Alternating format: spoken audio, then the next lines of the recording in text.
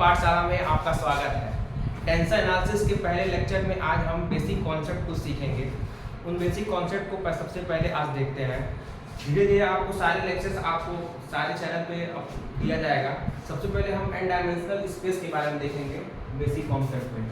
जो आपका सबसे पहले आप जब इस सिलेबस में आप आते हैं तो सबसे पहले जो टॉपिक आएगा उसका नाम है एन डायमेंशनल स्पेस। उसका दूसरा टॉपिक है सुपरस्क्रिप्ट सबस्क्रिप्ट। इसके बाद कुछ 1 से 2 दिन तक हम लोग बेसिक कॉन्सेप्ट के बारे में ही सीखेंगे। उसके बाद तक हम लोग का जो यूनिट फर्स्ट है टेंसर एनालिसिस में उसके बारे में हम डिस्कशन करेंगे। तो सबसे पहले कुछ बेसिक कॉन्सेप्ट देखते हैं। एन डायमेंशनल स्पेस किसे कहते हैं? आप जानते हैं कि जैसे कि आपने प्लेन जानते हैं। प्लेन में आपका 2 इंडिपेंडेंट वेरिएबल्स होते हैं। जैसे आप एक्स वाई प्लेन को प्लॉट करते हैं एक्स एक्सिस पे वाई एक्सिस पे, तो आप इसे कहते हैं कि ये 2 डायमेंशनल स्पेस है क्योंकि इसमें 2 इंडिपेंडेंट कोऑर्डिनेट हैं एक्स एंड वाई। इसी तरह आप अगर आपने 3D डायमेंशन में देखा होगा तो 3 इंडिपेंडेंट वेरिएबल्स होते हैं। जो एक वेरिएबल बढ़ जाता है एक्स एक्सिस वाई एक्सिस और ये जेड एक्सिस बढ़ जाता है। तो 3 इंडिपेंडेंट वेरिएबल होते हैं तो हम उसको 3 डायमेंशनल स्पेस कहते हैं या 3D जिसको कहते हैं आप लोग। इसी तरह जब एन अगर इंडिपेंडेंट वेक्टर्स हो, जैसे यहाँ पे डिफिनीशन में देखिए यहाँ पे लिखा हुआ है एन इंडिपेंडेंट वेरिएबल्स। जब हम एन इंडिपेंडेंट वेरिएबल्स लेते हैं तो उसे हम एन डायमेंशनल स्पेस कहते हैं। आइए पहले डिफिनीशन एक बार देख लेते हैं। As we know that 2 independent variable x and y generates 2 dimensional space and 3 independent variables generates 3 dimensional space। जो कि मैंने अभी बताया आपको कि 2 इंडिपेंडेंट वेरिएबल्स 2 डायमेंशनल स्पेस को जनरेट करेंगे, 3 इंडिपेंडेंट वेरिएबल्स 3 डायमेंशनल स्पेस को जनरेट करेंगे। सिमिलरली अगर इसी तरह if we consider n independent variables, मान लीजिए हम n इंडिपेंडेंट वेरिएबल्स ले लिए, ठीक है, और उसका नाम ले लिए x1 x2 x3। देखिए 2 वेरिएबल था तो x और y ले रहे थे, 3 वेरिएबल था तो x y z ले रहे थे। बट मान लीजिए n इंडिपेंडेंट वेरिएबल है, उसका एक नाम दे दिए कि पहला x1 है, दूसरा x2 है, तीसरा x3 है, चौथा xn, ऐसे एंड सो ऑन xn तक। क्योंकि हम n इंडिपेंडेंट वेरिएबल की बात कर रहे हैं इसलिए हम n वेरिएबल्स लिए हैं। Then these variables generates n dimensional space. तो इससे हम n डायमेंशनल स्पेस को जनरेट कर सकते हैं, ठीक है। और n डायमेंशनल स्पेस को हम vn से दिखाते हैं। vn का मतलब n डायमेंशनल स्पेस। और यहाँ पे जो ये x1 x2 xn वेक्टर्स हैं, ये x1 x2 xn जो वेरिएबल्स हैं यहाँ पे, उन वेरिएबल को हम coordinate of n dimensional space कहते हैं। इसको हम कहते हैं कोऑर्डिनेट। देखिए 2 डायमेंशन था तो x y ले रहे थे, 3 डायमेंशन था तो x y z ले रहे थे, बट अब n है तो x y z क्या लिखेंगे ABCD। तो इससे अच्छा उन्होंने एक रिप्रेजेंटेशन दिया है कि x1 x2 xn and so on xn तक हम दिखाएंगे। तो इसे हम coordinate of n dimensional space कहते हैं। तो किसी तरह आइए दूसरी डिफिनीशन देखते हैं। दूसरी डिफिनीशन जो है वो सुपरस्क्रिप्ट और सबस्क्रिप्ट पर है। सुपरस्क्रिप्ट क्या होता है और सबस्क्रिप्ट क्या होता है? तो देखिए सुपरस्क्रिप्ट क्या होता है, जैसे मान लीजिए आपको कोई टर्म दिया हुआ है, ठीक है।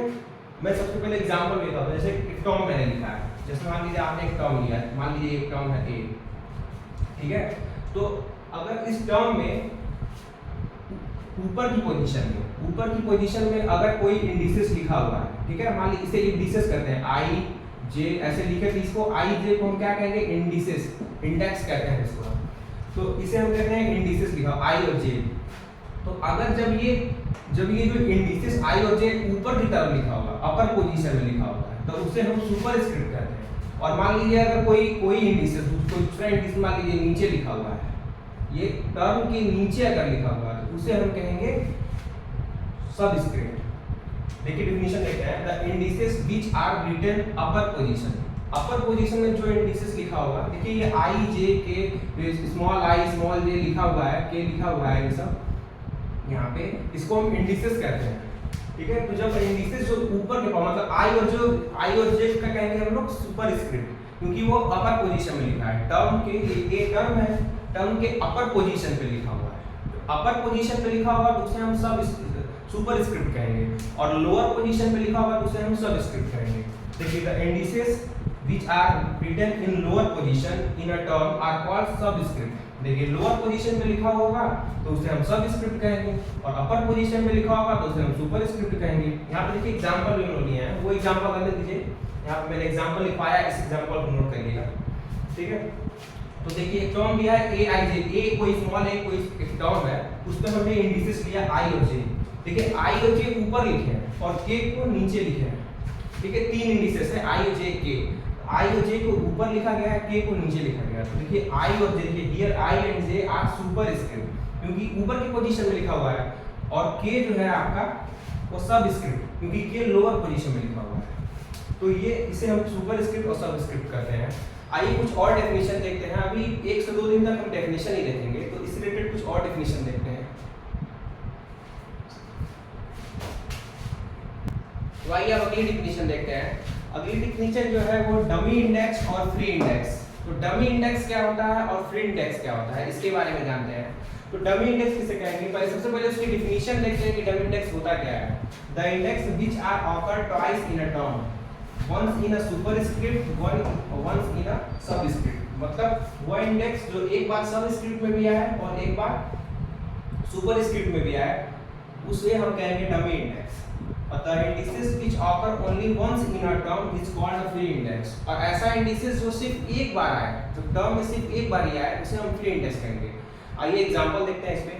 देखिए एग्जांपल ए आई जे आई लिखा हुआ है। ए आई जे जो है देखिए सुपर स्क्रिप्ट में लिखा हुआ है, और आई जो है देखिए सब स्क्रिप्ट में लिखा हुआ है। तो देखिए यहाँ पे जो आई है वो सुपर स्क्रिप्ट में भी आया हुआ है और सब स्क्रिप्ट में भी आया हुआ है। इसका मतलब क्या है कि ये जो आई है वो डमी इंडेक्स है, क्योंकि वो ऊपर वाली पोजीशन में भी है और नीचे वाली पोजीशन में भी है। तो आई इज डमी इंडेक्स। और देखिए जे जो है वो एक बार सिर्फ आया हुआ है, एक बार। अब मैंने बताया कि जब एक बार आएगा उसे हम फ्री इंडेक्स कहेंगे, तो ये जो जे होगा उसे हम फ्री इंडेक्स कहेंगे। अब डमी इंडेक्स और फ्री इंडेक्स पे कुछ प्रॉपर्टीज है, उसको डिस्कस करते हैं। तो properties of dummy index and free index. जो पहली प्रॉपर्टी है डमी और इस पे डमी और इंडेक्स और फ्री इंडेक्स में, वो any dummy index in a term can be replaced by other index which is not used in that term. Means पहली प्रॉपर्टी क्या कह रही है कि जो डमी इंडेक्स में अगर कोई इंडिसेस को हम रिप्लेस कर सकते हैं दूसरे इंडिसेस से। देखिए एग्जांपल लिखा हुआ है ए आई आई के इक्वल टू ए जे जे के। मतलब क्या है, देखिए आई एक बार सुपर स्क्रिप्ट में आया हुआ है और एक बार सब स्क्रिप्ट में आया हुआ है। और यहाँ पे देखिए तो इस आई यहाँ पे कैसा बिहेव कर रहा है, डमी इंडेक्स की तरह बिहेव कर रहा है, क्योंकि ये ऊपर वाली पोजीशन में भी है और नीचे वाली पोजीशन में भी है। तो हम इस आई को किसी दूसरे इंडिसेस से रिप्लेस कर सकते हैं, लेकिन कंडीशन ये है कि वो इंडिसेस इसमें नहीं होना चाहिए। अब देखिए यहाँ पे के दिया हुआ है, तो हम के से नहीं रिप्लेस कर सकते, क्योंकि के ऑलरेडी यूज हो चुका है। तो हम किसी, देखिए जे से रिप्लेस किया गया है दूसरी जगह, क्योंकि जे जो है यहाँ पे प्रेजेंट नहीं है, तो जे को हम यूज कर सकते हैं। लेकिन कोई ऐसा हम इंडिसेस नहीं यूज कर सकते जो यहाँ पे पहले से लिखे हुए हैं वही वहाँ यूज करें। मान लीजिए यहाँ पे के लिखा हुआ है, तो के को नहीं यहाँ लिख सकते, के के अलावा कोई अगर इंडिसेस होगा उसको यूज कर सकते हैं। अगला जो है देखिए, अगली जो प्रॉपर्टी है वो देखिए free index can not be replaced by other index. तो दूसरी प्रॉपर्टी देखिए डमी इंडेक्स में तो हम रिप्लेस कर सकते हैं इंडिसेस को, बट फ्री इंडेक्स में हम रिप्लेस नहीं कर सकते हैं। तीसरी जो प्रॉपर्टी है, dummy index denotes by summation over a definite range. If range is not given then we can take summation over one to gain. मतलब कहने का ये मतलब है कि डमी इंडेक्स एक डेफिनिट रेंज के लिए होता है, और मान लीजिए उसकी रेंज ही नहीं डिफाइन है, अगर रेंज कुछ दी ही नहीं है तो हम 1 से n ले लेंगे। इन जनरल 1 से n लेंगे, क्योंकि हम n डायमेंशनल स्पेस की बात कर रहे हैं, तो हम उसे समेशन 1 टू n रन करा देंगे।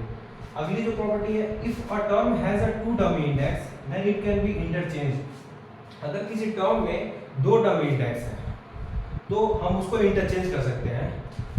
आइए एग्जांपल समझते हैं कैसे।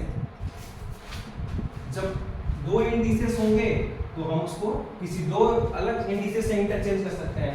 जैसे एग्जांपल देखिए, मैंने एक टर्म लिया, ए लिया पी क्यू आर एस, मैंने यहाँ पे 4 इंडिसेस लिया, और नीचे भी मैंने ले लिया पी क्यू, अब यहाँ एच और ले लिया जे।